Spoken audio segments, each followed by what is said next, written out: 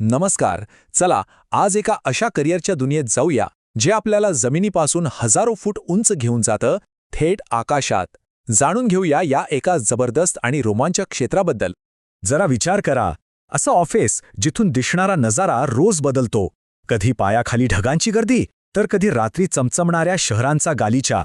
हो, हेच तर आहे एव्हिएशनमधील करिअरचं खरं आकर्षण. तर आज आपण आकाशातल्या दोन सगळ्यात महत्त्वाच्या आणि प्रतिष्ठित भूमिकांबद्दल बोलणार आहोत.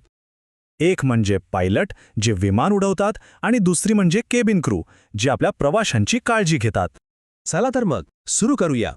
आधी हे समजून घेऊया की कॉकपिट आणि केबिन या दोन्ही जागांमध्ये नेमका फरक काय आहे आणि कोणासाठी कोणती जागा जास्त योग्य ठरू शकते.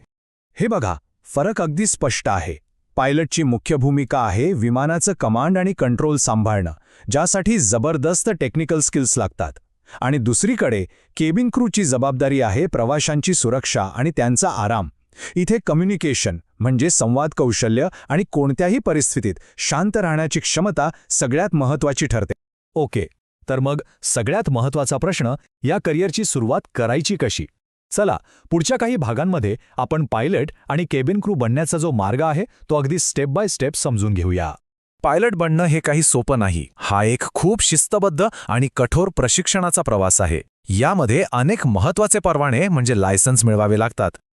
तर हा आहे तो रोडमॅप. पहिली पायरी म्हणजे सायन्समधून 12वी पूर्ण करणं.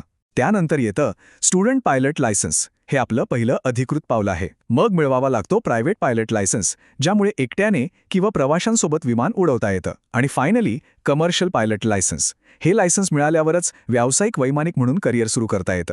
आता केबिन क्रू बनण्याचा मार्ग मात्र थोडा वेगळा आहे. इथे टेक्निकल गोष्टींपेक्षा जास्त भर असतो तो म्हणजे सुरक्षा, उत्तम सेवा आणि संवाद कौशल्यावर. इथे सुरुवात होते पात्रतेच्या निकषांपासून, जसं की वय, शिक्षण आणि शारीरिक क्षमता. हे पूर्ण झाल्यावर एव्हिएशन आणि हॉस्पिटॅलिटीमधला एक सर्टिफाईड कोर्स पूर्ण करावा लागतो. त्यानंतर येते एअरलाईनची निवड प्रक्रिया, जी बरीच कठीण असते. आणि एकदा निवड झाली की मग एअरलाईन स्वतःच सुरक्षा आणि सेवेचं खास इन फ्लाईट ट्रेनिंग देते. चला, समजा प्रशिक्षण पूर्ण झालं, नोकरीही मिळाली. पण 30,000 फूट उंचीवरचं आयुष्य खरंच कसं असतं? आता आपण या करिअरच्या वास्तवावर बोलूया, म्हणजे इथली व्यावसायिकता, नियम आणि हो, आर्थिक बाजूसुद्धा. या क्षेत्रात यशस्वी व्हायचं असेल तर काही गोष्टी अगदी पक्क्या लक्षात ठेवाव्या लागतात. सगळ्यात पहिलं आणि महत्त्वाचं सुरक्षा. मग येतं कोणत्याही दबावाखाली शांत राहणं आणि व्यावसायिकता टिकवणं. सतत शिकत राहण्याची तयारी तर हवीच. आणि हो, या कामातला शारीरिक आणि मानसिक ताण अजिबात कमी समजू नका. शिवाय क्रू आणि प्रवाशांसोबतचं उत्तम संभाषण, ते तर या करिअरचा आत्मा आहे. हे अगदी खरं आहे. ही जीवनशैली खूप आव्हानात्मक आहे. सतत घरापासून दूर, वेळापत्रकही कधीच निश्चित नसतं.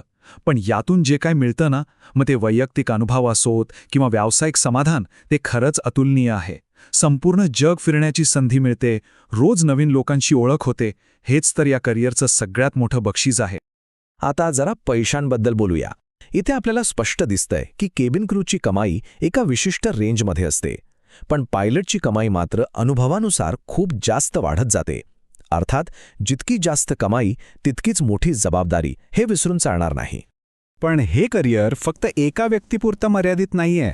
एव्हिएशन उद्योग म्हणजेच हवाई वाहतूक क्षेत्र कोणत्याही देशाच्या विकासात खूप मोठी भूमिका बजावतं. कसं? चला तेच पाहूया. बघा, एव्हिएशनमुळे देशाचा पर्यटन आणि हॉटेल उद्योग वाढतो. आंतरराष्ट्रीय व्यापार आणि व्यवसाय करणं सोपं होतं. या क्षेत्रामुळे लाखो लोकांना रोजगार मिळतो. इतकंच नाही तर दुर्गम आणि लांबच्या भागांना जगाशी जोडण्याचं कामही हवाई वाहतूक करते. आणि सगळ्यात महत्त्वाचं म्हणजे पूर किंवा भूकंपासारख्या आपत्कालीन परिस्थितीत मदत पोचवण्यासाठी तर एव्हिएशनशिवाय पर्यायच नाही. म्हणजे बघा, लहानपणी खिडकीतून विमान बघून पाहिलेलं एक साधं स्वप्न पुढे जाऊन देशाच्या आणि जगाच्या अर्थव्यवस्थेचा एक महत्त्वाचा आधारस्तंभ बनतं. हेच तर या करिअरचं खरं सौंदर्य आहे. तर पायलट आणि केबिन क्रू बनण्याचा मार्ग आपण पाहिलाय. सगळी माहिती आता आपल्या समोर आहे. आता प्रश्न फक्त एकच उरतो, हे आकाश तुम्हाला साथ घालतंय का?